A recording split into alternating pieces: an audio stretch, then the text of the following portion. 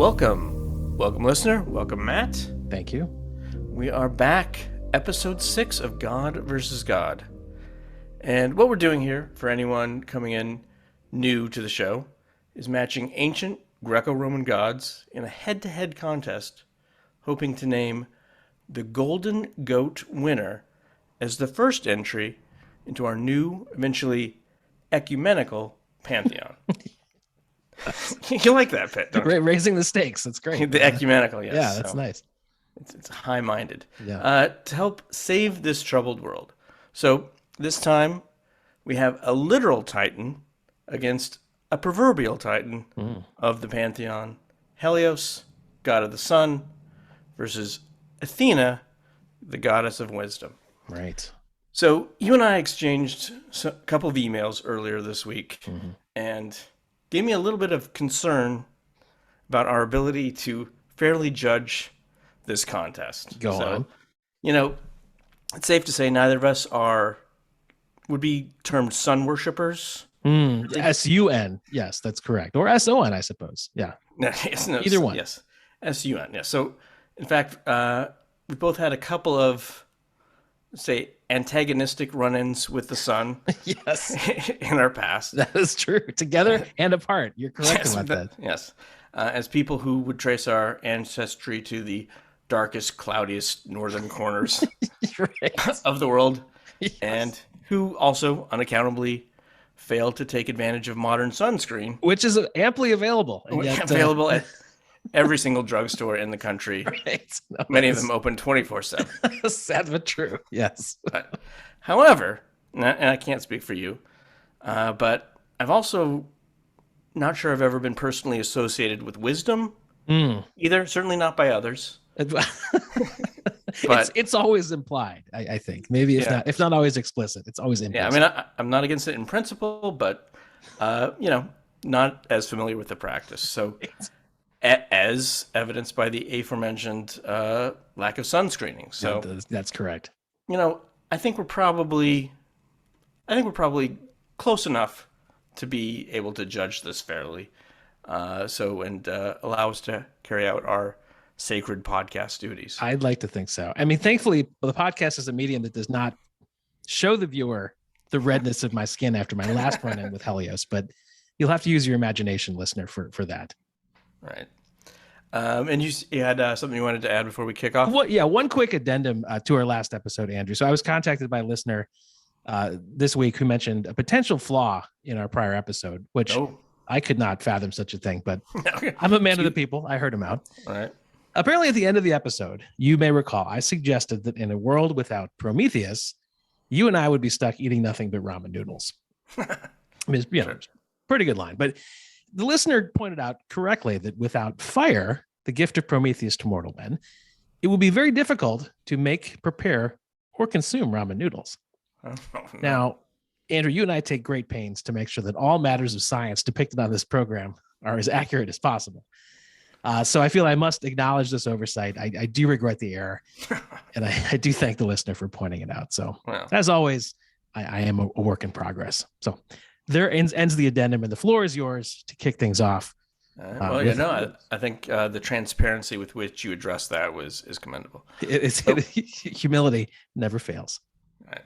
So let's get started. This is episode 6, season 1, Greco-Roman style, Helios versus Athena. All right, and today I have Helios, who is god of the sun, as we've talked about.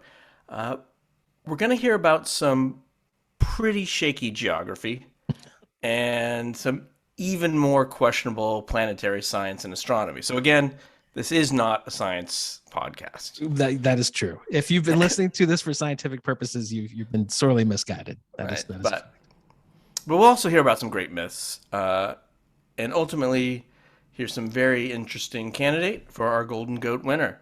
In contrast to the science, the etymology is rock solid here. Helios and its Roman equivalent Sol both mean sun. That's it. That's it. That's what they mean in their respective languages. So pretty straightforward there. In origin, Helios is actually our second Titan after Prometheus in our last episode. Helios is the son of Hyperion, who was the Titan god of heavenly light, and Theia, the Titan goddess of sight and blue sky, which leads directly to the sun. So being a Titan means two things, at least in Helios's case. He was around for the earliest of days, Right. and he had to make some tough decisions during the Titanomachy, which is that war between the Olympians and the Titans. Yes. And because Helios was around in those early days, we actually get an alternative myth about the creation of animals, one different from the unintelligent design by the idiot brother Epimetheus that we got in the last episode. Such amateurish. Yeah. So in this telling, the various creatures of the earth spring out of the primeval mud of Gaia, the earth and earth goddess, as it was dried by the heat of Helios, and that sort of mud formed into little clay animals and of various different sizes and shapes. But the ones we know now were brought into order by the passage of time through Kronos. So those three sort of team up to make the animals. And then the Titanomachy story we get about them is from the historian Diodorus Siculus. So he's a historian, not a mythographer, not a poet. So, it must be legit. Yeah, double checking the sources. Yeah, he's rules of history. Got it. Yep. He's reporting on his history of this war, and he tells us at the beginning of the conflict, Zeus gives a sacrifice to Uranus the sky, Gaia the earth, and Helios the sun, to divine the outcome of the war and the omens, and also see which Titans just might be willing to come on over to the Olympian side. Yeah. And of course, Helios and Gaia and Uranus, actually maybe not Uranus, but Gaia come over and end up being on his side. So actually some nice diplomacy on Zeus's part to offer, sacrifice to some potential converts. Yeah, I don't normally peg Zeus for a diplomat, but I guess in those early days, he had it together. Yeah, but before he was the king of the gods, he had to walk a little bit lighter. So, so of course, Helios' main job is providing heat and light of day, and being the sun. Right. It's nearly a full-time job.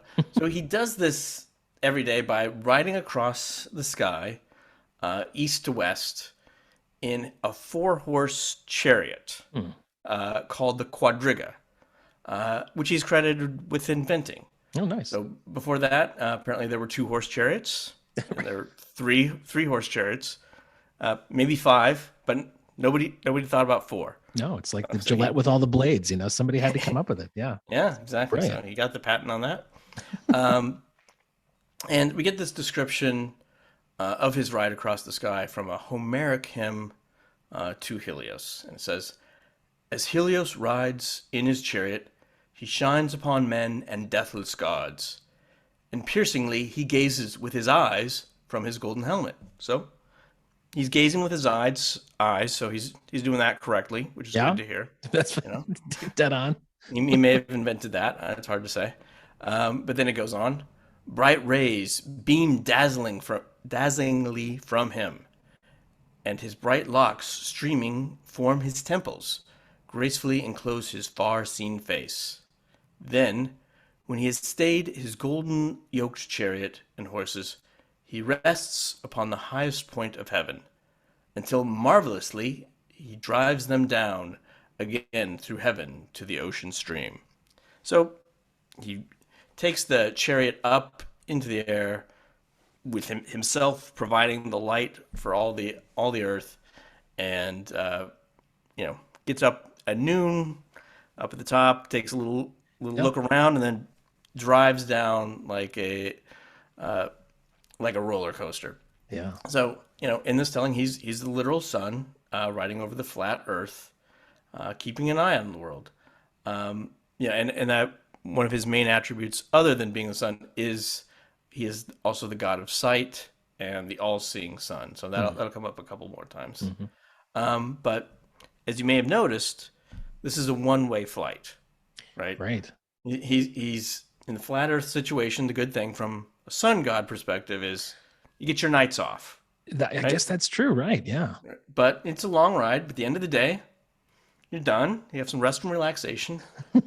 And there's no pesky Western Hemisphere to deal No, with. no, certainly Hemis not. what? Nope. But the problem is, by the next morning, you need to be back on the east side of the Earth to Yeah. start over by dawn. It's So like skiing. You gotta find your way back to where you started. Yeah. yeah, no, that's a good analogy because there were a couple different ways that Helios could do this. One of the ways is that he rides back east in a golden cup boat Oh, on the river ocean. So the Greeks considered the Atlantic and to be part of a river, actually, that travels around there. So he's got a bowl boat or a cup boat, which is just what it sounds like. It's like a giant bowl. so no need for horses. They just all pile into the cup boat. Yeah, and they Back to they point A. ride back in this scenario. It's kind of the least dignified of his methods, kind of bobbing along in a bowl. But there is a related story about this around Heracles. So Heracles is crossing the desert in North Africa on his way to the Iberian Sea, which is the farthest west sea, for the 10th of his 12 labors. And it's in summer, it's North Africa and desert, probably in like Libya, and it's just really, really hot. Right. He's walking along, and he's just so hot that he grabs his bow and arrow and shoots an arrow at the sun, Oh, which yeah. I think you and I can probably relate to. Yeah, absolutely. Because in his day, there was not so much a 24/7 availability of sunscreen. So No, his yeah, only tool was anger and his arrow. that's right. And him being Heracles, the arrow actually reaches that high, and it's a near miss. He had For that kind of Helios. range, just didn't quite hit the target though. Yeah. But then Heracles, yeah, that was a little hot-headed, and he expresses, a good deal of contrition, and Helios laughs it off and says, I get it, it's hot, and he even loans him the golden bowl boat to help him complete his labor, which is to steal a bunch of cattle from somewhere for some reason. Man, stand-up guy. Yeah. Yeah, and he in the bowl boat apparently is big enough that he can even take the stolen cattle in this. So that's method one. Method two is that Helios rides back east on a bed floating through the river ocean.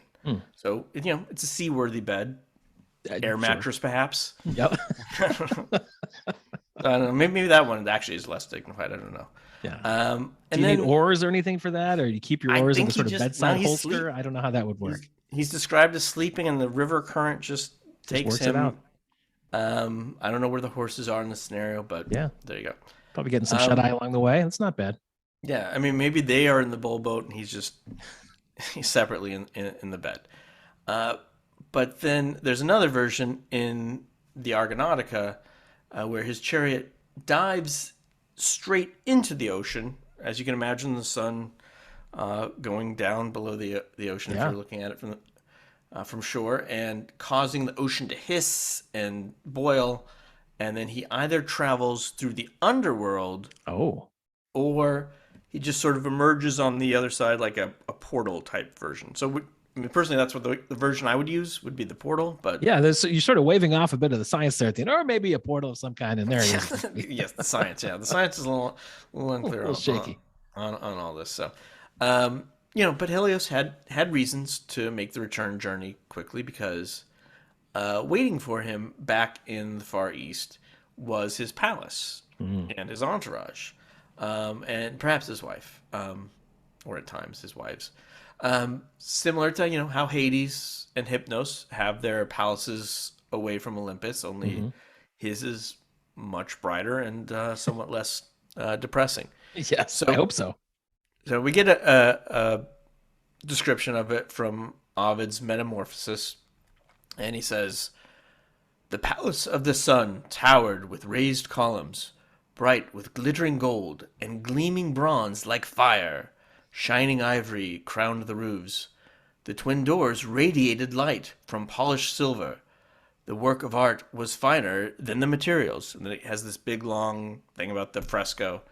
And then it talks about Helios' son Phaeton, who will come into this later. But Helios' son immediately made his way to his father's presence, but stopped some way off, unable to bear his light too close. Wearing a purple robe, Helios sat on a throne shining with bright emeralds. To to the right and left stood day, month, and year, the century, and equally spaced hours. Young spring stood there circled with a crown of flowers. Naked summer wore a garland of ears of corn. Autumn was stained with trodden grapes, and icy winter had white bristling hair. So he's got the hours, the years, the seasons are all just kind of at his palace Yeah. because he's the son. He kind of runs that show. That is an entourage for all right. And he's got the Yeah, purple robe and everything. He's styling. yeah. He's got a like Prince thing going on. So then in the morning, when it's time to go, the gate is opened by Eos, who's his sister, who's also the goddess of the dawn, and the horses are yoked to the chariot by the hour goddesses, and the morning star, known as either Esophoros or Lucifer, shepherds the stars out of the way and prepares the way for the sun to go through the sky. And then he's back at it. His daily journey through the sky, lighting, warming, and observing the world. Sometimes Eos would come with him, just hop her along for the ride because after dawn she doesn't have a lot else to do. Yeah, might as well take. She's got that 20 minutes of work and then she's done. So on occasion he'd take a detour to pick someone up in the war with the giants. He picks up an injured Hephaestus from the battlefield. And then in another episode, he picks up his mortal son Aeetes, who was injured in a battle. But usually, most days, he's making that journey by himself. So, But he's not adverse to a little bit of carpooling when it makes sense. Yeah, yeah, he's certainly nothing if not energy efficient. that's right. And you mentioned Lucifer briefly there. Yeah. Interesting. You don't hear much about his early career. Yes. Working in the palace there. I think later in history he will have a larger part to play, but it's interesting to see him in kind of a more menial task early in that career path. Yeah, he's a different start to the story. This is the prequel, right? So we've met Helios a couple times already in the podcast, as you'll probably recall. Other listeners may not, but he made an appearance in the first and the second episodes. In both cases, it was associated with his aspect as the all-seeing sun, eye of the world. He was the god who saw Hades' abduction of Persephone, right, and eventually gets around to reporting it to Demeter. And he was the god who warned Hephaestus about the affair of his wife with Ares. Because he saw that too, yeah. He saw that too and acted as lookout in that case. But what we didn't talk about that and may or may not have suspected is that in that latter story, there was some blowback to the sun god. And not from Ares, but from Aphrodite, who did retaliate. And as you might guess, that retaliation comes in the form of a tragic love affair, where he is bade by Aphrodite to fall in love in a way that is inevitably going to lead to tragedy. Right. And at that time, he was already in a love affair with a nymph named Clytie, but Aphrodite makes him fall in love with a Babylonian princess named Leucothoe. So, who's a princess still living at home. And Ovid tells us about this, and this passage is is addressed to Helios. So I'm going to read it. So it's the you here is Helios. So it says, You who make all countries burn with your fires, burn with a new fire. Mm. You who should discern everything, contemplate Leucothoe, and your eyes, that ought to be fixed on the whole earth, are fixed on one girl. Sometimes you rise too early in the dawn sky. Sometimes you sink too late into the waves. So he's messed up. He's under the spell of Aphrodite and in love with Leucothoe. And so he does, they manage to have their liaison with the girl, but in secret, however, Clytie finds out about it. Hmm. And she's so jealous that she reveals the tryst to Leucothe's father, the king. Mm. And he is furious, to say the least, and has his daughter buried alive. Oh, jeez. So, yes. So that's his punishment. Is that's his punishment. So this is beyond medieval. yes. And Helios tries to revive Leucothoe with his rays, but he's opposed by the Fates. Yes, And it which does means not we work. know. Yeah, you can't get away with that. Yep. No, so instead he sprinkles the earth and her body with what Ovid terms a fragrant nectar. Mm. And this fragrant nectar, so-called, immediately dissolves the body. So Oh. sort of some like Breaking Bad style, It's okay. getting rid of your dead body's nectar. But Just don't do it in the upstairs bathroom. That's all we have. Yeah, that's The only right. warning. That's the instructions. But then the dissolved body pile puts out some roots, Okay. and a shoot of a resinous tree starts coming out of it, and she has been transformed into, and I believe this is the origin story of frankincense. Oh, So frankincense, which becomes famous later yes. in some other traditions, Yes. that is comes from Leucothoe.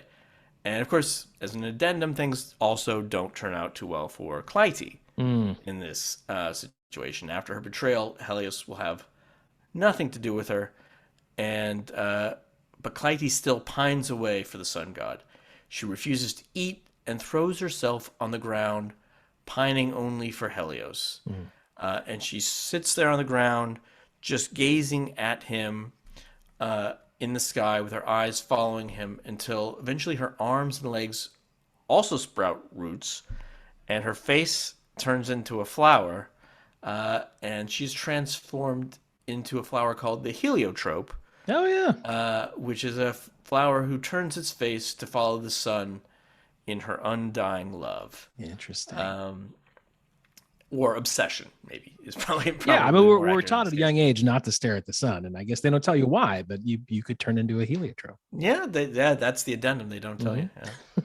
Science. Yeah, so there's a lot of science to keep track of in this episode. There is. So I hope people are taking notes. Helios plays a small role in the Odyssey as well, which I assume maybe the Odyssey might come up in the second A little bit. half of the episode. Yeah. Yeah. So when Odysseus lands on an island that has Helios's sacred cattle, which supposedly I think there's supposed to be one white cattle for each day of the year, and it says sacred tribe. And he's many times warned, don't go to the island, because if you go to the island, your crew's gonna kill one of the cattle and doom themselves. And he says, yeah, but if I warn them, Right. I It'll got be control of fine. my guys. I rule with an iron fist. We'll be Yeah. okay. If they promise, pinky promise, it's gonna be fine. But as soon as he takes a nap, of course, Right. they eat some of the sacred cattle, figuring they can placate Helios later. But that does not work. And when they go back out, Zeus strikes the ship with a lightning bolt, killing everyone on board except for Odysseus, Right. which Because he was sleeping. it's a real precision strike there. It is. Well, he had plausible deniability. He's like, Yes. yeah, I was sleeping on the job, but that's also my defense. Yeah, there you go. So Helios had a number of children that figure into Greco-Roman mythology. His daughter Circe also figures into the Odyssey. Sure. She is a witch goddess and is in a number of different myths. His son Aeetes is the king of Colchis, and figures into the Argonautica, and is also the father of Medea, who is a mortal witch. But perhaps the most famous story about Helios revolves around his son Phaeton. So Phaeton is Helios' mortal son with the Oceanid nymph slash Ethiopian queen Clymene. So at the schoolyard one day, Phaeton knows about his parentage, but he's getting teased by some of the kids that they don't really believe him. That's just a story your mother told you. It's And he starts to question it too. He says, "Well, that seems kind of far fetched. That the son is my father." yeah. I mean, you think about it. Yeah. Yeah, that doesn't make a lot of sense. But his mother swears that if she is lying, may the sun stop shining. Oh. So and it keeps shining, so it must be true. But she also tells him to go to his father's palace in the east, and Helios will recognize you as his son. And he does. He travels to Helios' palace and is received in the throne room, which is that scene we discussed earlier. Mm-hmm. And Helios acknowledges him immediately, says, "Yeah, proud to have you as my son. Stay a while. What can I do for you?" But Phaeton, he wants some proof, for the kids at school. They can show them. Mm-hmm. And Helios immediately swears that he will grant his son any favor as proof of his paternity. Wow. And then Phaeton replies that what he wants to do is take the chariot for a day. Oh, take the old chariot for a spin. Okay. He wants to take the chariot for a day. He wants to be the sun for a day. Okay. And obviously, Helios immediately regrets his oath. This was a mistake. He tries for a couple, for hours to talk him out of it. This is unsafe. He says, even Zeus himself can't control this chariot. I'm the only one who can. But as we well know, no takebacks. No takebacks in the mythological world. Nope. Especially one of Helios's aspects is the god of oaths. Oh, is that right? Well, so if anybody's going to have to keep his word, he's the guy. As the all-seeing son, he was a convenient, take an oath because we know he's watching. That's true enough. So he's like a recorder in court as well. So Helios, as his sister Eos the Dawn is opening the gates, so they're arguing all night. It's like trying to talk him out of it. Mm-hmm. He calls out the horses. He puts some protective oil on Phaeton, and he takes the rays of the sun and puts them into his hair. So the protective oil is enough to keep him. Again, science. Right. And Phaeton takes off. And, it goes about as well as you would expect for a young teenage boy taking 4 chariots into the sky. Yeah. Immediately, chariot's completely out of control.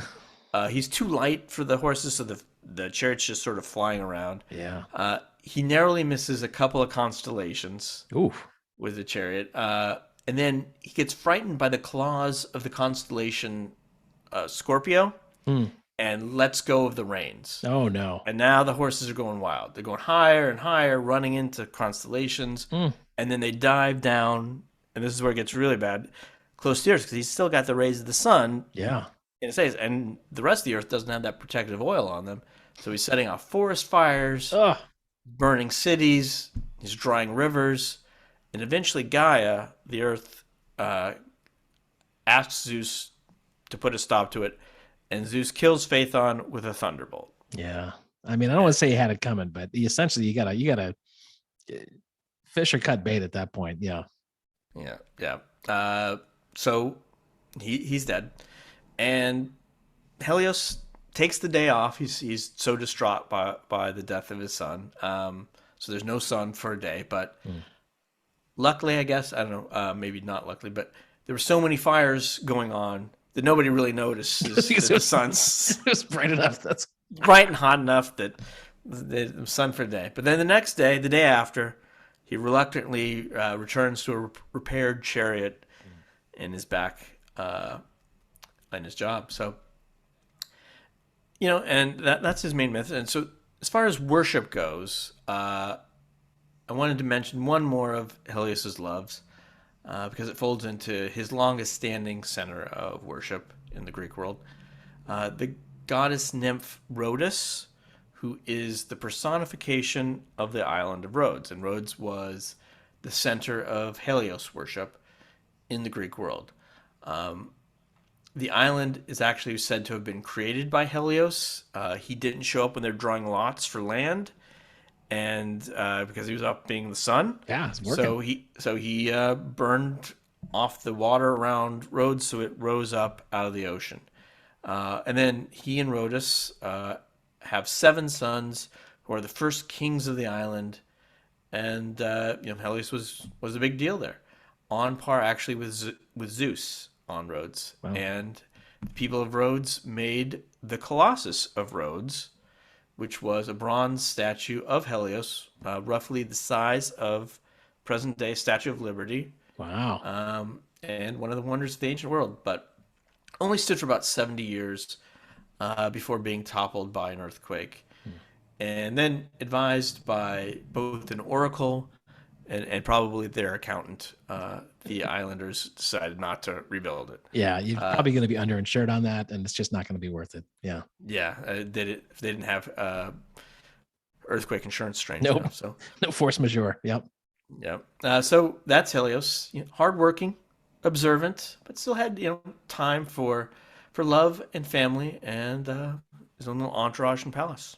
It's a lot of new stuff in there. Excellent work as always. I think some recurring themes may be woven in, not only just similar characters and texts, but also that between father and progeny is very complicated in the stories that you've told. That they become even more complex in the second part of our show. So, all right, outstanding. So let's take our break there. Let's take a quick breather, and then we'll be right back in a quick moment for our second segment of God versus God. All right.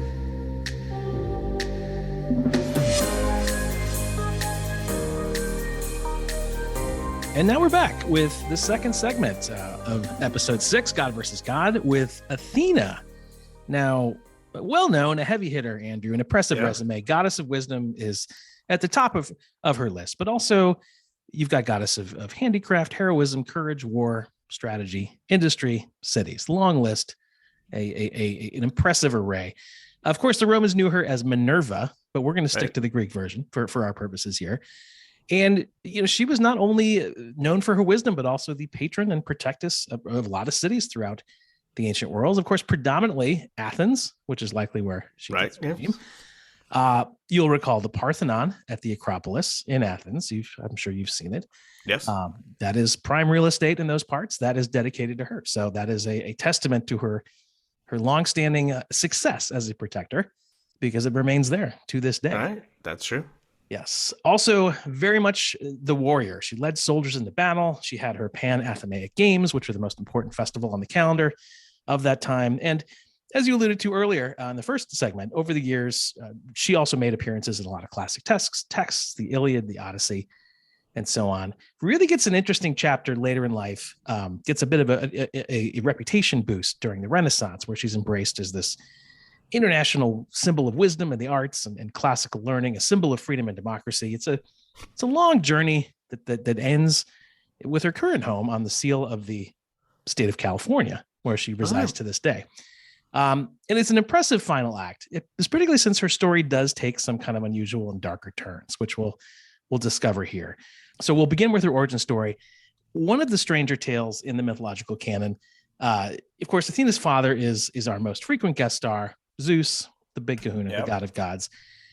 And, listeners are going to recall Zeus has never been shy about being, let's say, unconventional in his approach to fatherhood. And of course, Athena's case is no exception. Now, she's born in a manner that's very different from what we call the old-fashioned way. She, of course, springs fully formed directly from the forehead of her father, Zeus. Right. Now, there are differing accounts as to the particulars of how this happened. And in fact, this will be a recurring theme with regard to Athena. There was apparently a lot of shoddy paperwork back then. The record keeping, Linear B or whatever was a little loose. So there are in times some wildly different stories over the years. In some tellings, Athena springs forth from Zeus's head and has no mother at all. She simply emerges, having reproduced through what we now know as parthenogenesis. That, of course, from the Greek, meaning virgin creation. Okay. That is an asexual form of procreating. We still do observe it today in certain worms and insects and amphibians and the like, but we're not accustomed to seeing it in the higher beings. So that's parthenogenesis. In Athena's case, it was also probably the first time that parthenogenesis was done. So it is, in fact, the virgin creation of virgin creation. So just let that blow your mind for a minute. So that's one version. In another version, Zeus has met up with Metis, who's a sea nymph from the Titan side of the family. They become husband and wife. Her consent in the affair is a matter of some dispute, but for our purposes, we'll say they were a fully consensual couple. And Zeus impregnates her. This is his first wife. Now she's known as wise counsel. She's considered the wisest among the gods and all the mortal men. So she's a real smart cookie. Zeus is quite drawn to her. At the same time, Zeus is establishing himself as the god of gods and doesn't really feel great about the competition. So we will recall from episode 4, of course, Zeus's own father had a similar sense of threat, so much so that he ate all of his children, except for Zeus, who was swapped out with a rock. Cronus vomited up all the siblings. Zeus saved the day. That set him up for his path to being the god of gods. But a fun fact, Metis, the sea nymph, was the one who gave Zeus the potion that made Cronus vomit up all his siblings. So maybe that's where he was first drawn to her. He's like, all right, she gave me the hookup. What's going on? I have a certain affection here. So he's drawn to her. Metis, he's taken by her great wisdom. They get together. But once Zeus learns that she's pregnant, he starts to get a little skittish. He's afraid that the unborn offspring will try to overthrow him. Because, of course, Gaia and Uranus, the original ancestral parents, Earth and Heaven, had prophesied Zeus has some family trauma. Well, this is both sides of the family. So even Metis, they prophesied that she would bear children wiser than their father. So if you're Zeus, you've got it coming at both sides. He's got his own father's story about the jealousy of the baby eating. And then his wife has a similar prophecy on her side in place. So he's very threatened. He's backed into a corner. And things go south. And as they often do with Zeus, he just got a trick up his sleeve. So he tricks Metis into becoming a fly and then proceeds to swallow her. And then by extension, of course, he also consumes their unborn daughter, Athena. And he kind of goes, the apple doesn't fall far from the tree. He's like, well, it was good enough for my old man. It's good enough for me. And just, makes her a fly and eats her. And he thinks, all right, no more threat, problem solved. Is there details on how he pulled that off?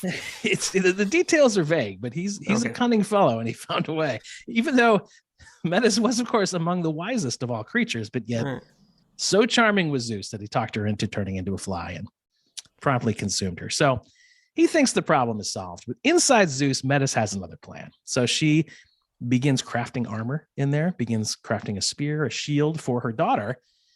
And he raises Athena all within Zeus's mind. So he's in fact raising Athena to adulthood inside of Zeus's body. Now, after a while, Metis begins to fade. She eventually just sort of dissolves into pure thought within Zeus. But Athena sees the spear and the shield that her mother is made for and starts banging it together. She's like, I got to do something with this. I got to use it. And after a while, all that banging, Zeus begins to get a terrible headache. Yeah. And he's the worst headache he's ever had. Anybody would, sure. So he asks somebody to help him out. And again, we're not clear who it is exactly. Some say Prometheus or Hephaestus. The records aren't clear. But whoever the friend is, Zeus makes an unconventional request for a headache treatment and says, how about you take a double-sided axe and cleave open my head to relieve me of this terrible headache? Take your Labris and just let me have it. And I don't know about you, Andrew. I've had some pretty bad headaches in my day, but that is a remedy that never occurred to me. No. It makes me next time, maybe. I'm glad we live in the age of Advil. But it does occur to Zeus. And his friend follows through, gives an axe to the head, and out springs Athena. And I hate to say it, but the expression daddy issues. A lot of women can't get their fathers out of their own heads. Athena manages to work it in reverse and manages to escape quite literally from his head. It's impressive. And it gives her eventually, from Ovid's Metamorphosis, the nickname Tritonia, which means triple born, because she was in fact born from her mother and from her father, and kind of in a way from herself. So as I mentioned, fully formed, arrayed in all these arms, fitting for the great protector that she will become. And she makes a big impression. The gods are awestruck by her appearance. Even Helios, the god of the sun, stops his chariot in the sky to observe Athena. Wow. She is so impressive. Now, I'm sure he gets back to work, but for a moment, he takes a pause. So probably your first solar eclipse, or at least some sort of solar event happened. It was such a big event. Also, is written by the poets later that she cries aloud with a mighty shout. The sky and Mother Earth shudder before her. So even the ancestral gods are recognizing that Athena is quite the force to be reckoned with. Now, that, of course, was the story of Zeus's first wife. We know he's going to take many more of them. Right. We know the last but not the least will be our returning champion of jealousy, our good old friend Hera. She, in fact, is so upset later on by all of Zeus's shenanigans of having all these wives that she, as I think you mentioned in the maybe the second episode, gives birth to Vulcan, as you call him, or Hephaestus, right, on her own without anybody's input, including her husband's. So it's sort of getting the ultimate revenge and saying, well, if you can make a baby by yourself, let me do that too. And that's why a lot of folks, as you mentioned early on, think Hephaestus was essentially born from his mother and nobody else. Right. So really upping the ante. There's rumors about both Mars and Hephaestus. So. Yeah, that's right. That's right. Well, again, I mean, it was a time of very, very sloppy record keeping. Yeah, that hospital. I think the healthcare system in general has a lot to be desired. Right. So, as I mentioned, Athena always associated as the great protector of Athens, as the name would suggest, but it was not always the case. Like many great tales, of course, of the era, including no less than 3 in this very segment, it all began with a good old-fashioned competition, good old-fashioned contest.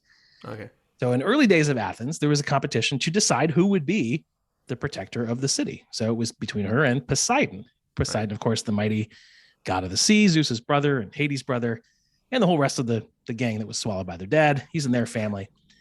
And they're going to go head to head to decide who's going to be the patron deity, Poseidon versus Athena. So the people agree in a very kind of pro-democracy way that each of the god contestants will give a gift to the people of Athens. And whichever gift the people like will win. And they'll have a vote, and that will become the protector. So Poseidon goes first, and he kind of does what he does best. He pulls out his trident, smashes it into the ground, and a spring flows up into Athens.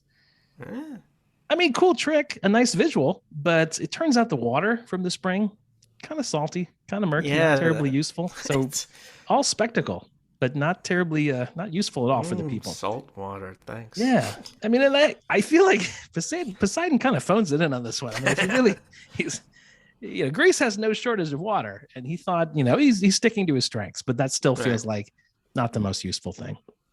So Athena, on the other hand, who goes second, she is able to make an olive tree grow right then and there, which is wonderful if the people of Athens enjoy a good martini, as I do. Yeah. But her gift is much more useful. Not only does it give the people food, but it also provides wood, it provides oil. It's an early sign of Athena's wisdom, the sort of multi-use gift that keeps on giving. As we know now, the olive tree has become not just her symbol, but the most prized tree in Greece.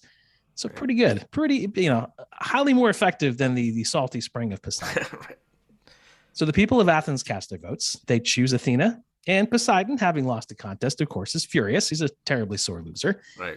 And he thinks to punish the people for voting him out, he will create a flood. You don't like my little salty spring? I hope you guys can swim. And that's an inconvenience for a time, but the city survives. They take higher ground, and forever Athena becomes the namesake and the protector. Now, I mentioned that pro-democracy. There's a fun little fact in here. So women's suffrage actually plays a part in the story. Okay. So back in those days, early days of democracy, women could vote. And all the women voted for the goddess, for Athena, and all the men, of course, voted for the god. But there was one more woman in town than there were men. So Athena prevailed, which, on its own is a very nice story and sets you up for Athena having this reputation of being a champion of women rulers. But of course, men being men, after the election, the men are so upset at the outcome, they just take the vote away from women for every election after that. Yeah. They wanted that salty spring. That's it. They got their olives and they enjoyed them.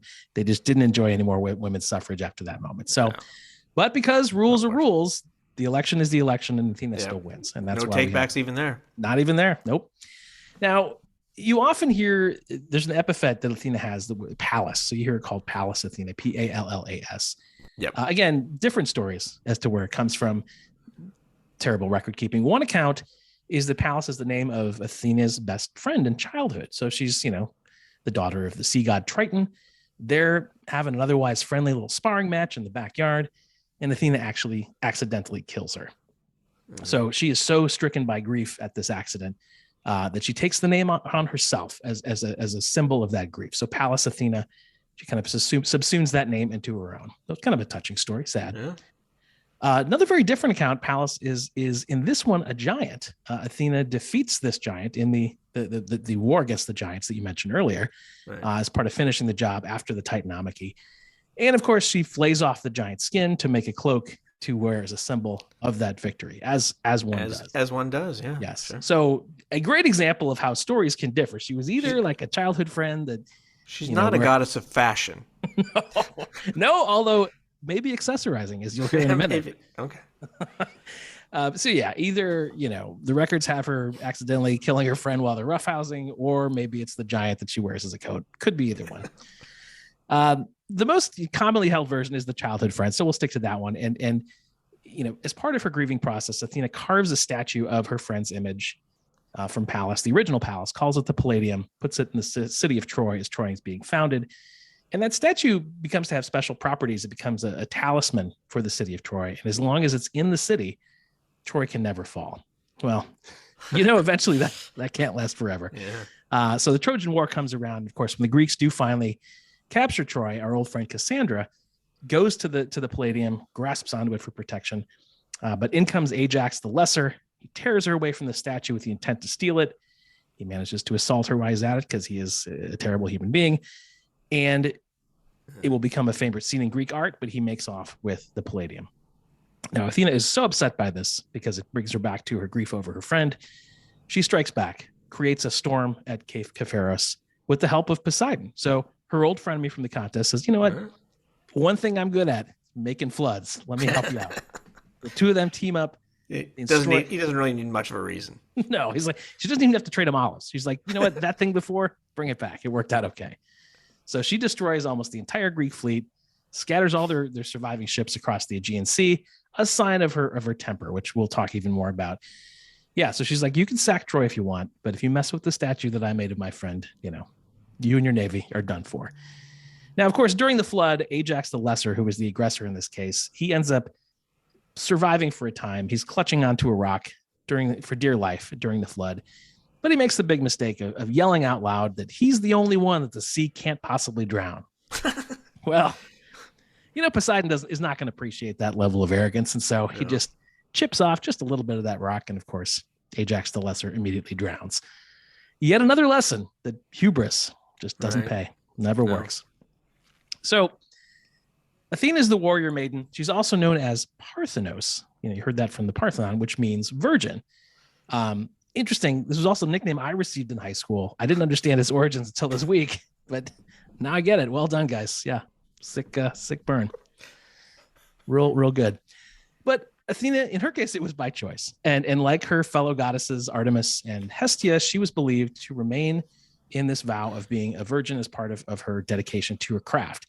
So it's where the Parthenon gets its name, also where parthenogenesis gets its name, which is the scientific term I mentioned earlier for virgin creation, that I'm sure when this podcast is released, we'll be setting Google records of search terminology, people dying to know. But Athena takes that vow of virginity very seriously for her whole life, and good on her for that. I respect it. But keeping that vow does end up involving a close call or two.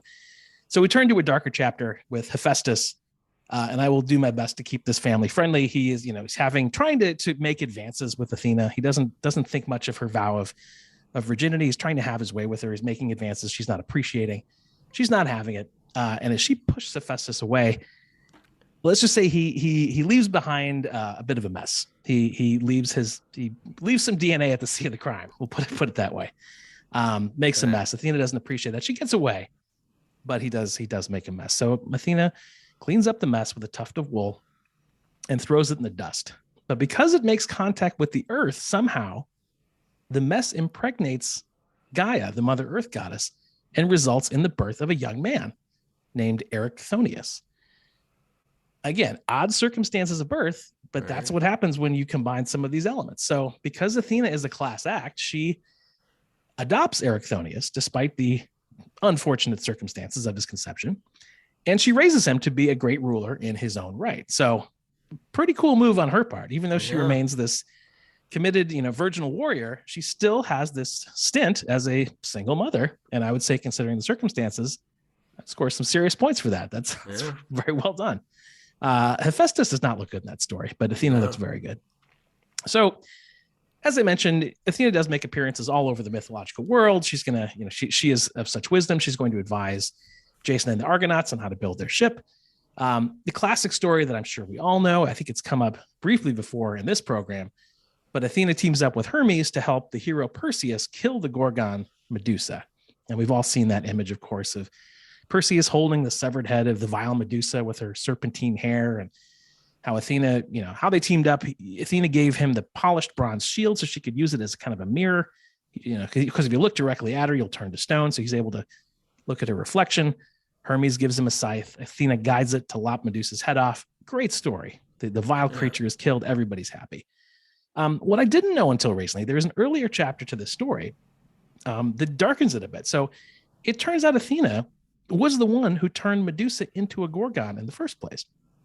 So Medusa, early in life, origin story, is just a simple young priestess working in Athena's temple. So kind of an employee, maybe an intern, also having taken a vow of chastity. And she's doing her work in the temple. And Athena's old frenemy, old nemesis, Poseidon, is breaking into the temple, attempts to have his way with Medusa, but doesn't take her vow of chastity seriously. So Poseidon is making his advances. Athena gets in the way, intervenes, calls it quits. But she's so upset that this happened in her temple that's why she transforms Medusa into this hideous monster, into this Gorgon. So essentially blaming the victim for the fact that it happened in her house. So not a great look there. Again, mixed bag when it comes to character for this one. So yes, Athena does have that moment of glory where she helps Perseus kill the Gorgon Medusa, but she ended up kind of creating that circumstance in the beginning, which was news to me. So I mentioned the accessorizing. So there's a shield that Athena is known for, often pictured with it, called the Aegis. It was used by her mostly, but also occasionally by Zeus. And it's this animal skin that contains often the very head of the Gorgon Medusa. She's got the head, she kept it, and she made it as part of her shield. And it's an impressive, that's how we get this expression of being under somebody's aegis, doing something under the protection of somebody powerful, but a very scary weapon. In the Iliad, it's described this way. It produced a sound as from a myriad roaring dragons and was borne by Athena in battle, holding the precious aegis, which is ageless and immortal. 100 tassels of pure gold hang fluttering from it, tight woven each of them, and each the worth of 100 oxen. Virgil's description: a fearsome thing with a surface of gold like scaly snakeskin, and the linked serpents and the Gorgon herself upon the goddess's breast, a severed head rolling its eyes. So she's got this really scary sword, shield made of gold. It makes scary sounds. It's got a Gorgon head in it. You can see why Athena does really well in battle. Right. She also helps Hercules on many of his labors, as you alluded to earlier, helps guide Odysseus. I'm not going to go deep into the Odyssey part of it. I knew that would come up in your section, and there's plenty more to cover here. We'll likely get to that down the road. But, like any great warrior, she has the sense of wrath. We saw that a little bit with the flood. There was another instance where in our second competition, there was a mortal named Arachne who dared to challenge Athena to a weaving contest. Now, I wouldn't have seen that coming. You wouldn't think somebody this intimidating. You say, well, sure, you're tough and you got this crazy shield, but can you weave? But in fact, have hobbies. You gotta have hobbies. Well, she's got them, and of course, Athena, being a goddess, wins. Right. But also, punishes that act of hubris by transforming Arachne into a spider, which makes sense. She is not only a spider, but the first spider. Explains how we get the name arachnid and where we get the underrated film Arachnophobia, both related to that. There's also a situation of Meripus, who's a princess from the Greek island of Kos, who makes fun of Athena for having gray eyes. So Athena naturally turns her into an owl, as one does, which also becomes one of her own symbols. Yes. And then in the Trojan War, there's a fellow named Laocoon who's about to spill the beans on the Trojan horse. But before he can, Athena strikes him blind, and then adding insult to injury, summons 2 serpents from the sea to kill the man's sons. Okay. Now, on the plus side, he'd already been blinded, so at least he didn't have to see it. But it was still definitely upping the ante. The punishment did not fit the crime. There's a very, very famous statue of that. I believe that's true. Yeah, that is correct. Yep. There you go. So we've hit the first 2 competitions. The third, probably the most significant one, of course. We've talked about it briefly a couple times. The judgment of Paris. Yes. Zeus is throwing the marriage banquet for King Peleus and the sea nymph Thetis, who will become eventually the parents of Achilles. Eris, the goddess of discord, is not invited to the wedding for obvious reasons. She is, after all, the goddess of discord. Yeah. But she's feeling slighted, and she is determined to make trouble to revenge that slight. And boy, does she. She shows up anyway. So perhaps one of history's first wedding crashers, with her golden apple containing the description to the fairest of them all. Well, we all know the basics of the story. Of course, 3 goddesses lay claim. You've got Hera, who is the most jealous of Zeus's wives. You've got Aphrodite, who you mentioned earlier, the goddess of love and beauty, and our very own Athena, all vying to be recognized as the greatest, the fairest of them all, right, and win the golden apple. Now, Zeus doesn't feel like making this decision. You alluded to it earlier, I think in episode 1 regarding Mars. So he kind of outsources the decision to a young man named Paris, who is the Trojan mortal.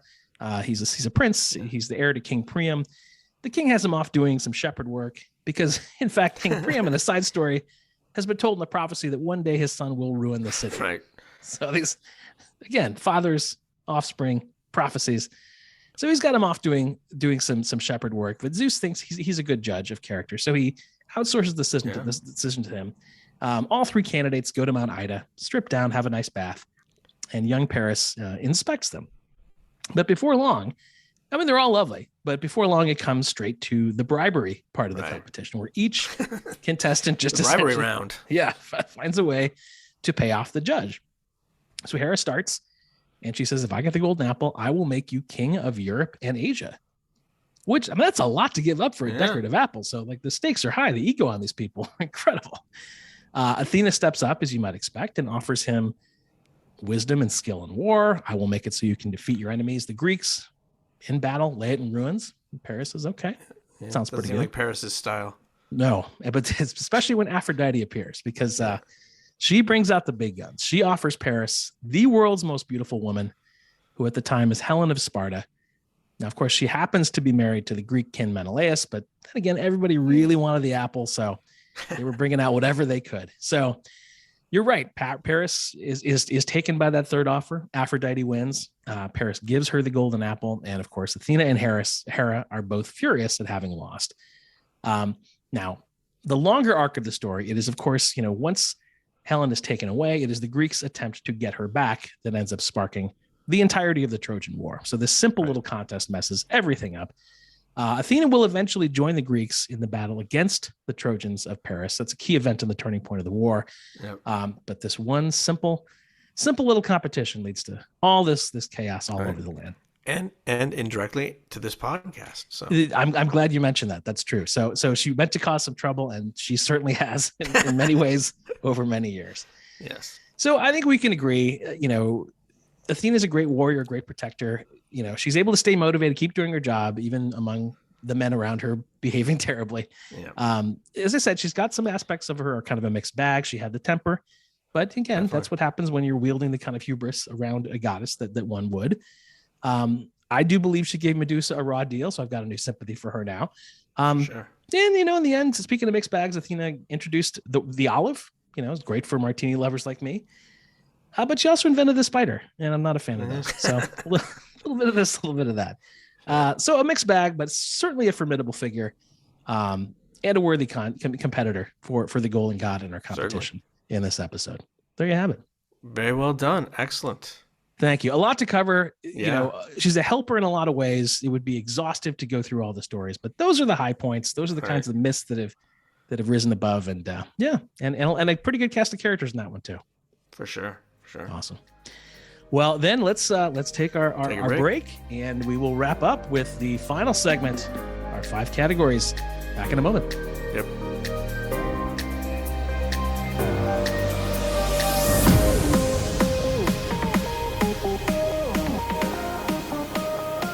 And we are back for our rounds. And the first round, as we said, is Immortal Combat. And this round we decide who would win in a physical confrontation between the two deities. So I'll go first with Helios. Some good and bad. In the war with the giants, he does kill a giant. Yes. Named Piculus, when the giant fled from the battle and was attempted to attack Helios' daughter Circe. Helios uses his shield to protect Circe from the spraying blood of the giant, which turns into a black-rooted herb. So there's a lot of things turning into things. Yeah, death and agriculture are very, very closely entwined in those stories. Yeah, it is. But he kept the blood off her with his shield. One thing to consider is, and this is one that's the big one, is kind of, can Helios use his sort of proverbial nuclear option? We saw in the Phaeton story, what can happen with him getting too close, going full sun mode, right, so to speak, using his helmet sunniness, starting forest fires, burning things. So that's certainly a power to consider. He can throw the world into darkness as a battle tactic, which he does in a couple of different battles. One is where his sister Selene and Eos, some giants were looking for an herb of invulnerability, and so on Zeus's request, they throw the world into darkness so that the giants can't find it. And then he has the ability to blind people as the god of sight. Sure. I don't know that applies to gods, but he does blind a prophet in one of the stories, which prophet may or may not have had coming, depending on which version you believe. Sure. But ultimately, he's usually kind of an accessory in the battle. He does some swooping down and grabbing people. He does have the chariot and can go pretty fast there. Right. But he does some rescuing people. He strategically turns the lights on and off. But so it's kind of interesting there. I think the one thing we'll have to really consider is that full sun mode.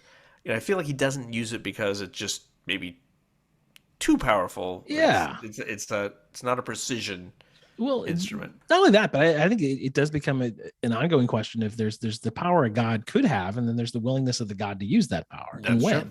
Yeah, and I think the fact that those powers were available and he never did use them, maybe that was just a symptom of his mild-mannered demeanor. Interesting. Well, in terms of Athena, I mean, obviously in battle mode, fierce, legendary, really good on the battlefield. I mean, and she could do it all. She could sink entire navies with a little help. She could slay a giant, so slay the giant in that same war herself. She could even knock off her own school buddy in a game of grab ass accidentally. Whatever the killing was, she could do it. Did no own strength.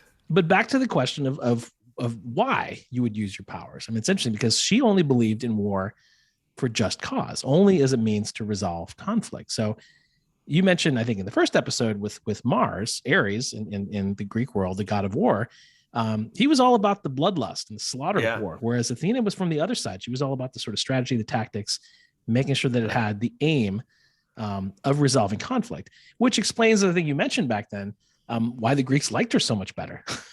Because he was really just out there with a lust for blood and she was trying to get something done. So certainly formidable skill and the willingness to, that's where I guess it becomes a conundrum, because she's killed for less. But at the same time, if she's only going to use her war talents for a just cause, is a orchestrated fight by a podcast a just cause? I don't know. That's an open question. Yeah, this is sort of a MMA podcast style. I suppose the higher order interest of saving the world is where those stakes are. So she would. Yeah, there's some stakes. Just cause. Yeah, and this is I sometimes think of this. This can be thought of as a sparring match. It's certainly not. There's no implication that the other god has been killed in any I way. suppose it is Anything literally dramatic. called Immortal Combat. So yes, Yeah, it's right there in the title. That is true. it's so I think it's hard for me to vote against given her ability to strategize, Yes.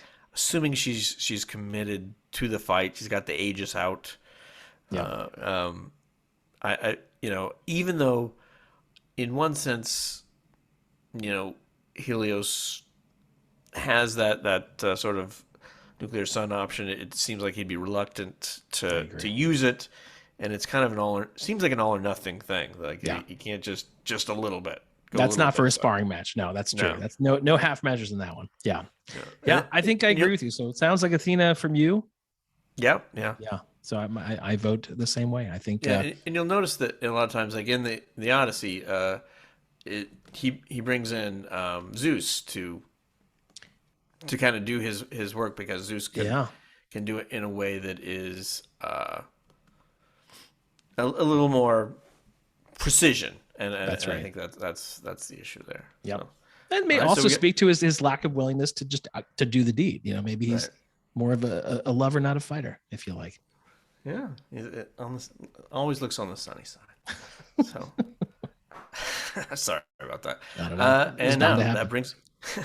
brings us to curriculum deity, and this one Yes. is the it factor involving who would you rather be, Yes. who would you rather worship. So I'll let you start this one off. Yeah. So as far as who I'd rather be, I would not care to be trapped in the head of my father. I will say that. I'll put that on the record. I safely could say he would agree. He would not like that either. So that part is unappealing from the start. Yeah.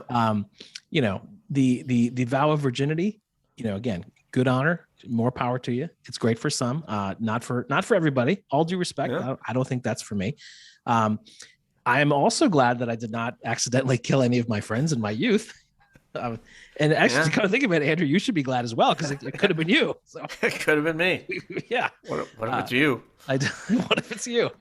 So I don't envy that. At the same time, she did have a great deal of worship for her. She had a lot of glory on the battlefield, but even there, freely would switch sides when the cause came around. So not a great person to be. Also, lived her life obviously without partnership. Had great gesture as a single mom, but very solitary existence. A lot of friends, a lot of helpers. So not as appealing to be. To follow a stronger case. So obviously was very well, heavily worshipped all over, particularly in Athens.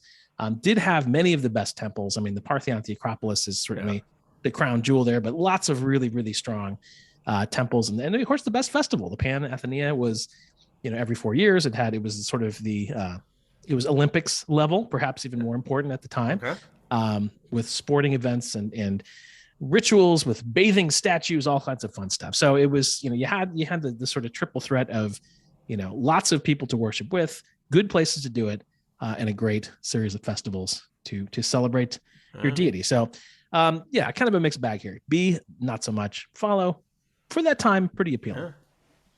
Yeah, that is an interesting one. That's going to be interesting because Helios was one of those permanently handsome, youthful, sort of Apollo-esque gods, and he had the Sun Palace, which is pretty sweet. Sounded pretty baller. Yep. Yeah, had a little bit of an entourage, which seemed all right. Seemed like a decent entourage. Again, I always go back to the ones that had with fear and discord and anger, and so this one's better. Definitely. And brighter. Yes. And much brighter. He had some loves. He had Perseus, Rhodes, Clymene, who's Phaeton's mother, and he sees the world every day. I would say so. Sees the entire world. But he also has some real tragedy. Sure. In that life, with the son Phaeton and Leucothoe, which are upsetting tragedies. The sun thing, the chariot ride through the sky, it's a bit of a grind.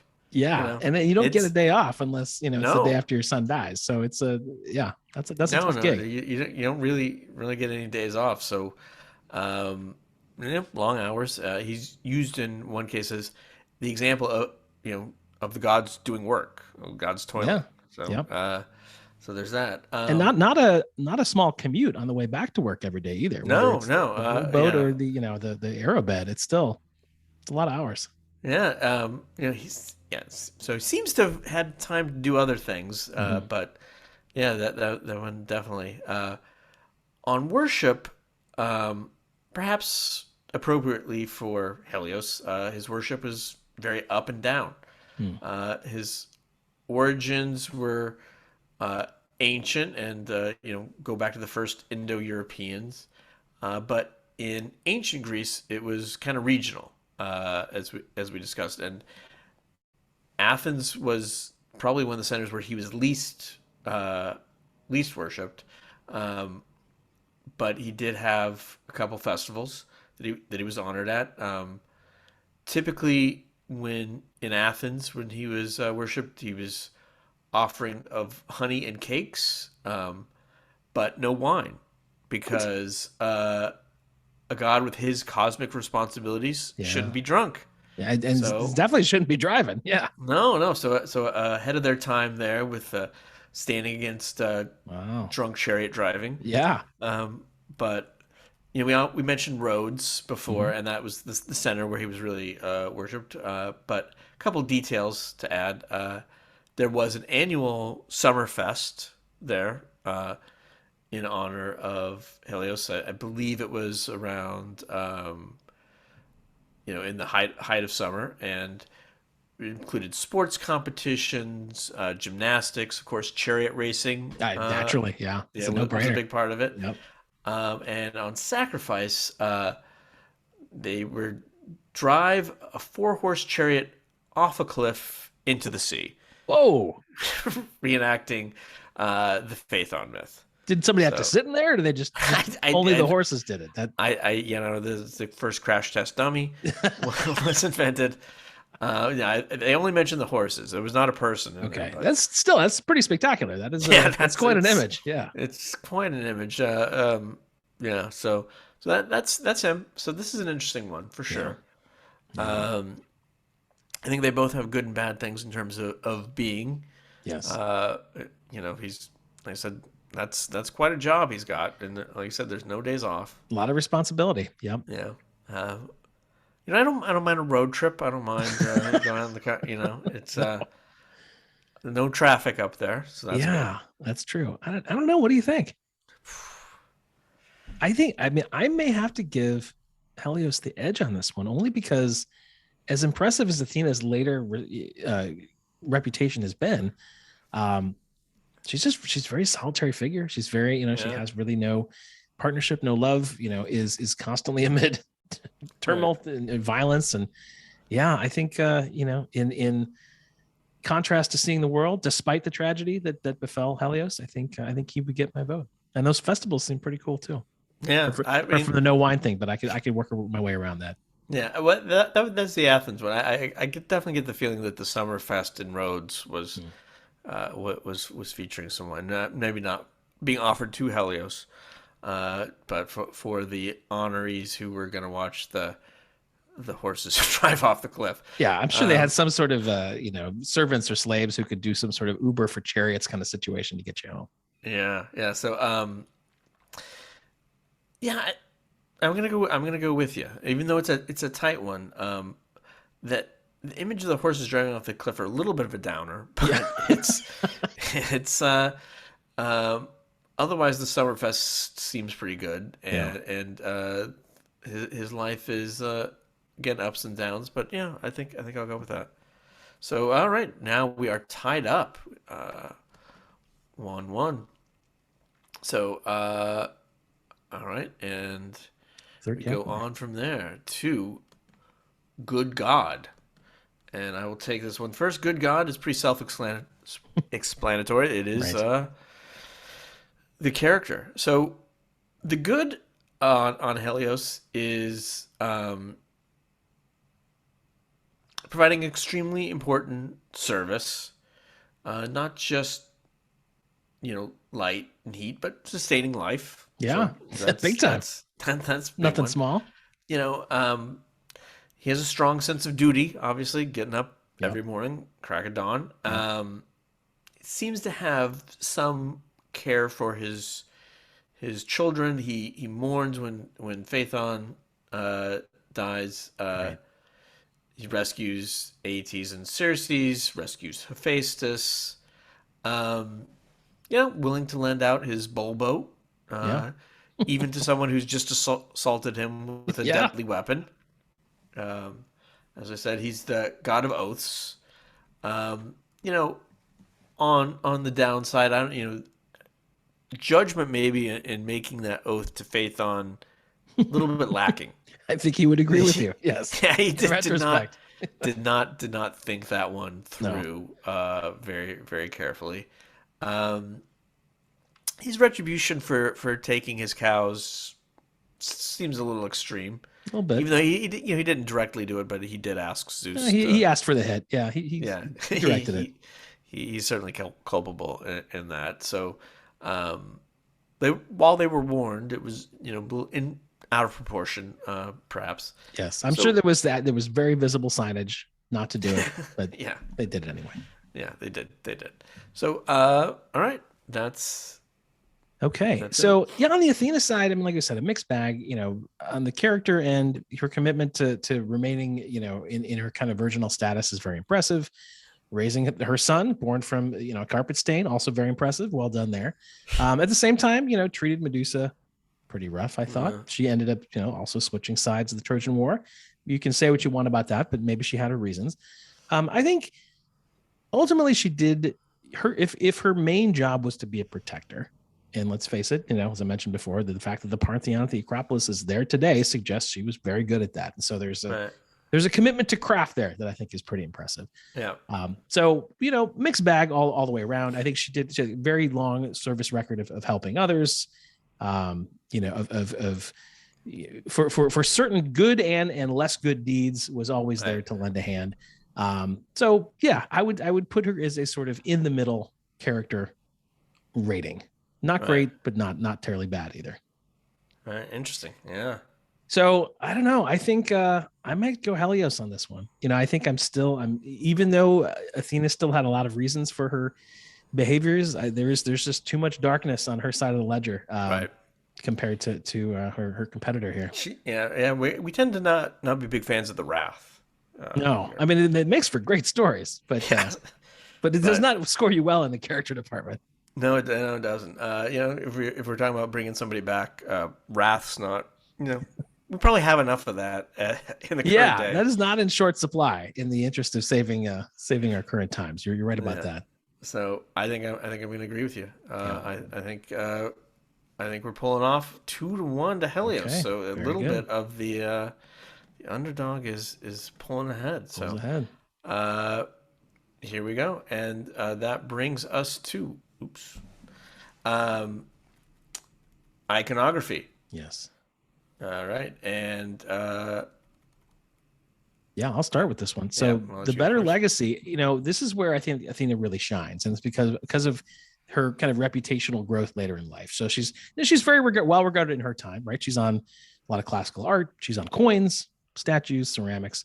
All the stories I just mentioned are very well documented in paintings, and her name, today it shows up in a lot of the places you'd expect. It's a name of Athena is a name for a rocket ship, many sailing vessels, Right. Canadian military operations, Japanese erotica studios, all the classics have Athena's name attached to them. But I think Right. it's the symbolic legacy that really stands out. So the first few centuries of AD, the early Christian writers really go down. They do not treat her well. They decry her as immoral. She's part of our shameful pagan past. But then the Middle Ages roll around and they start linking her. Somebody occurs to them like she's actually a lot like our Virgin Mary. She's kind of this warrior maiden, and they do not give that praise out lightly. Yeah, So there becomes this connection, with a huge figure in Christianity. So that starts to give her reputation a big boost. By the time the Renaissance comes around, she is donning the mantle of being the patron of the arts and human endeavor. Of course, in the Renaissance, the Italian painters love her. She's in all sorts of great works. And then you roll around to the 16th and 17th centuries, she becomes the symbol, as I mentioned earlier, for female rulers. So she becomes symbolic of Queen Elizabeth I of England. She becomes attached to Catherine II of Russia. So some real heavy hitters of these female leaders. Right. Even up to the French Revolution, when they're tearing the statues of pagan gods down all throughout France, the ones of Athena stay up because she is the personification of freedom and the Republic.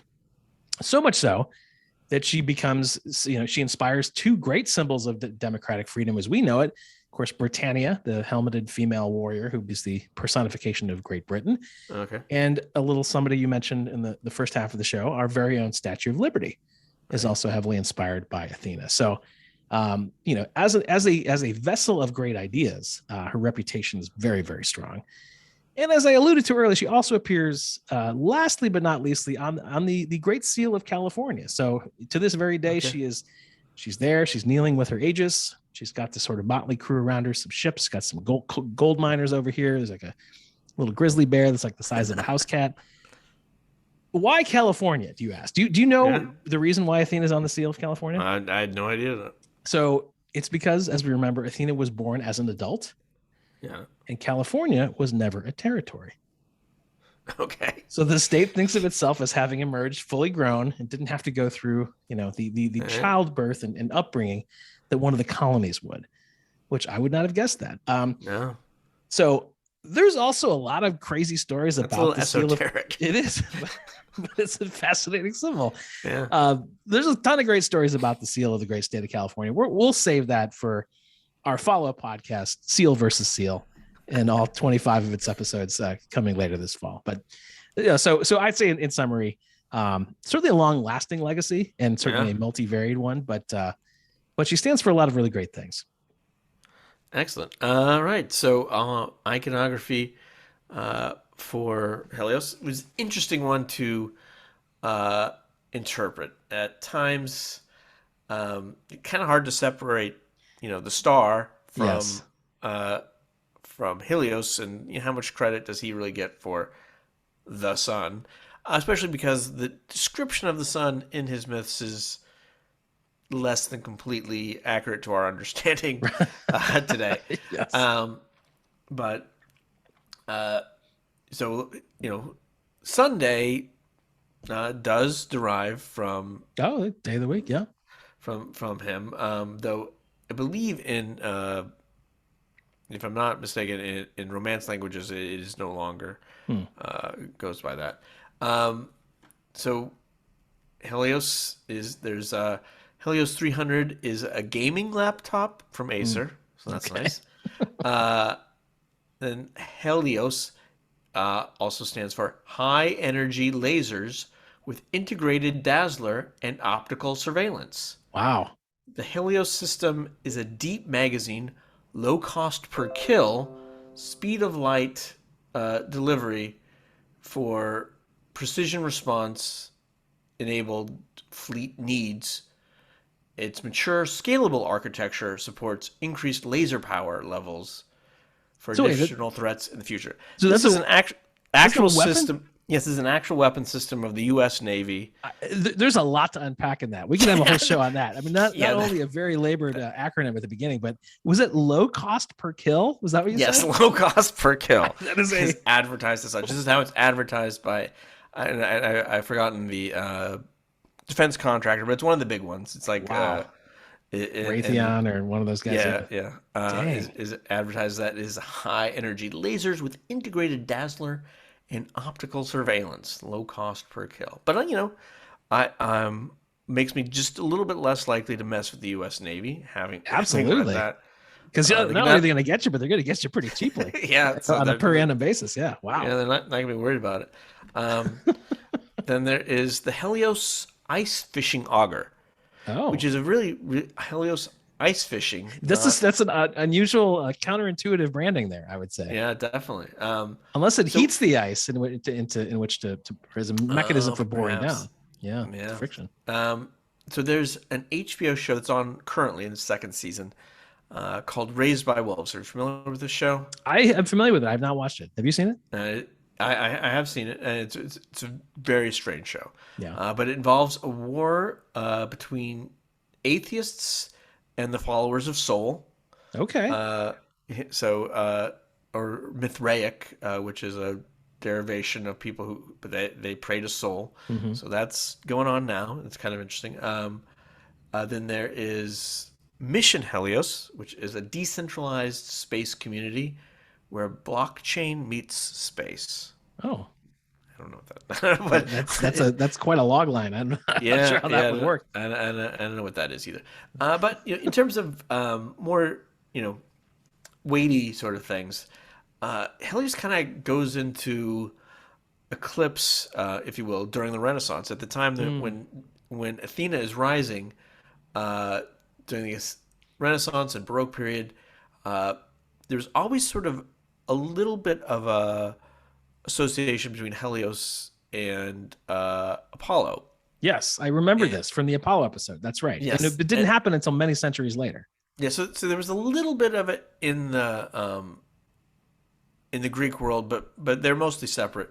But at this time, really, they just sort of make Apollo the sun god during this Yes. time, and so many of the art things you'll see from the Renaissance and afterwards uh, depict Apollo on a chariot with his lyre, which is very odd because anything you read about Apollo like, doesn't seem like he had time for this. No, he was busy with a lot of other stuff. Yeah, He was just, yeah. doesn't seem like he was spending his whole day riding that through. No, Uh, for sure. but it definitely I think diminished his legacy Interesting. for centuries. There's one more thing to mention, which is uh, more of an association, an influence, more indirect, but he went through in the Roman Empire. Sol, the Roman version, went through a brief sort of renaissance of his own in kind of the 200s, Hmm. and they used to call him Sol Invictus, Okay. which is the unconquerable sun. And there's kind of different stories. Nobody's really sure why it kind of came back, but on December 25th, 274, Okay. the Emperor Aurelian dedicated a new temple to Sol Invictus, Hmm. uh, and has the Days Natalis Sol Invictus, which is the birthday Hmm. of Sol Invictus. So his birthday was December 25th. So there is Yes. a large controversy over how much did that influence where Christmas is. Yes. Interesting. And went into this a little bit, but there's no real total consensus.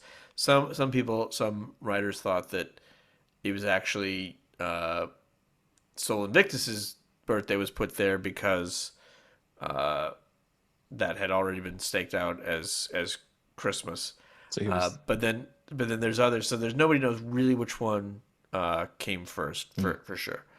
But it's kind of interesting. Yeah. I think if you could have nailed that down as the deity who staked where Christmas is, I think that could have been a big one for him. I mean, I've always assumed that they just went with the little star of Bethlehem and used their impeccable astronomy skills to just narrow that right down to the right day. So No, so the when I did go into this one for a while, so they definitely early on would have thought that based on where the shepherds were that it was in the spring.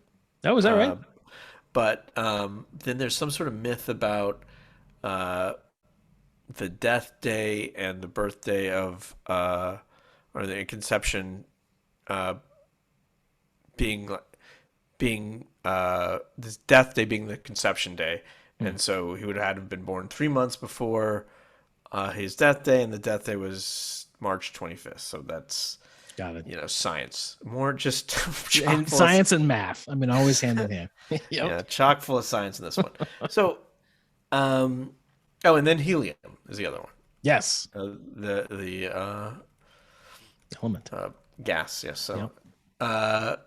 but that's so it's an interesting contrast.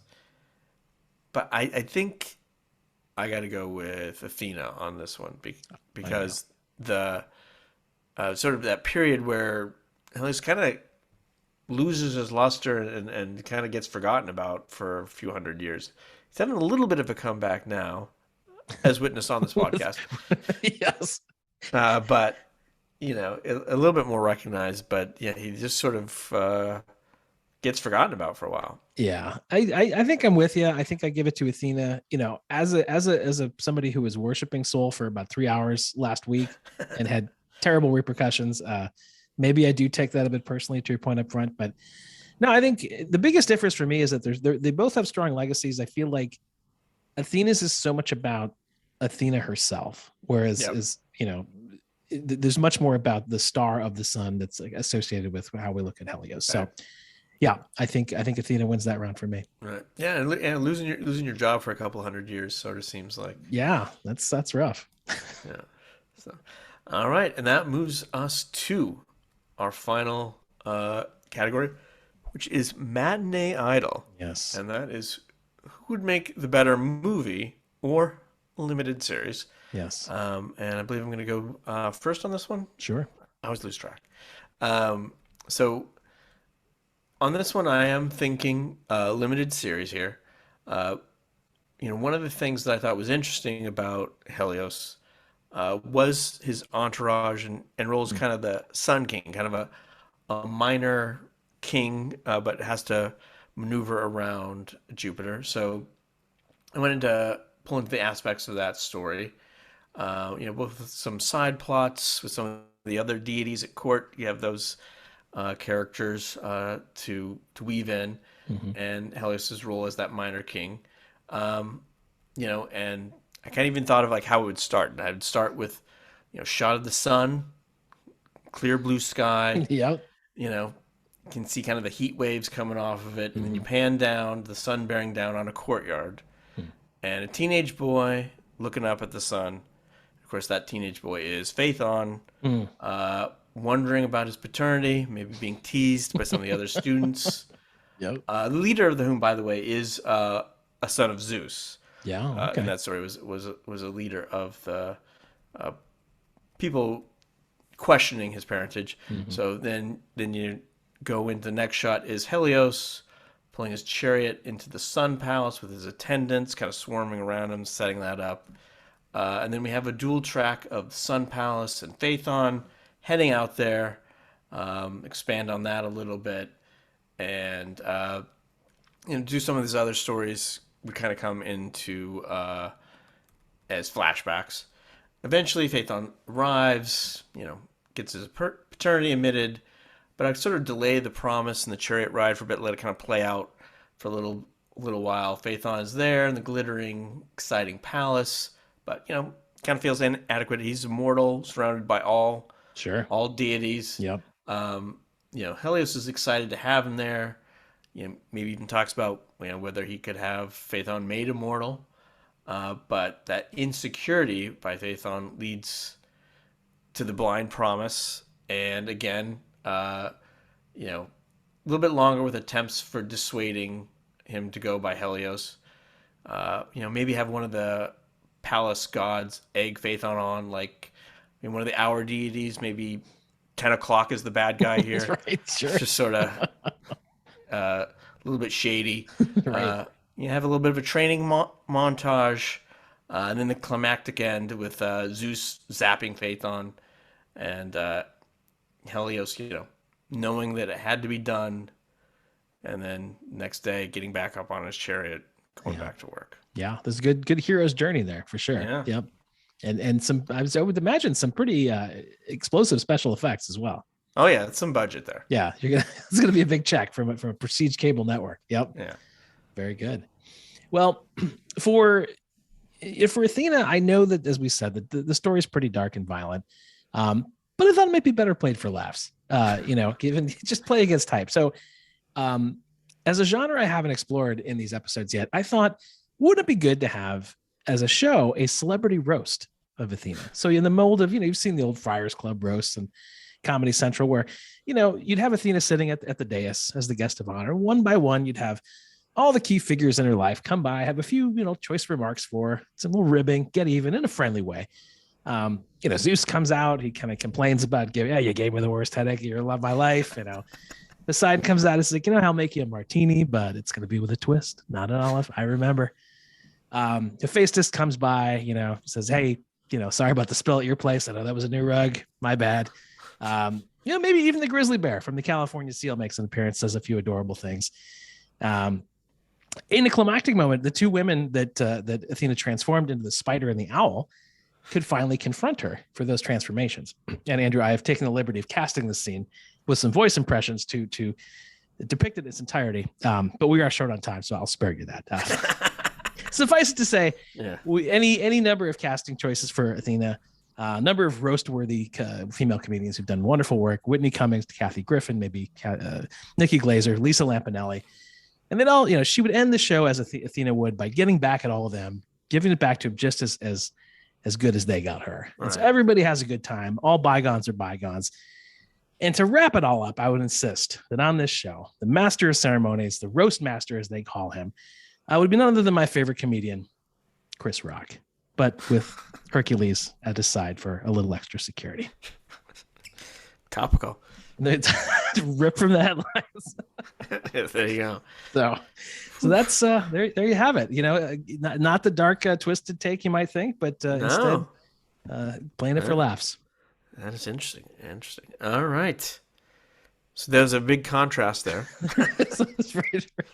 It's the beauty of the art form. It goes many different directions. Yeah. Yeah, I did not see that coming. Mm-hmm. So, when I was trying to put the Helios thing together, I think, it is interesting that it's the that entourage and kind of that role. Him just driving. I thought about like how can I make him drive in the sun chariot. Mm-hmm. Interesting that it had him as like a long haul trucker. Oh yeah, one version. Yep. Or some sort of astronaut. Sure. But then the repetitiveness of it kind of didn't play out. But that Phaeton story is kind of the most interesting thing that happens to him. So yeah, I don't know. It's hard to evaluate that roast. I think she could probably give pretty good. Yeah. You would think. Yeah. I think it would go both ways. Yeah, I think she would probably give at least as good as she got. If her brother Ares was out there by just incoherent screaming. It would be one for the ages. Well, I think as a piece of entertainment, as much as I love the lightheartedness of the roast, I think your piece sounds like a much more well-arced, immersive theatrical experience. So I will have to vote for Helios for this one.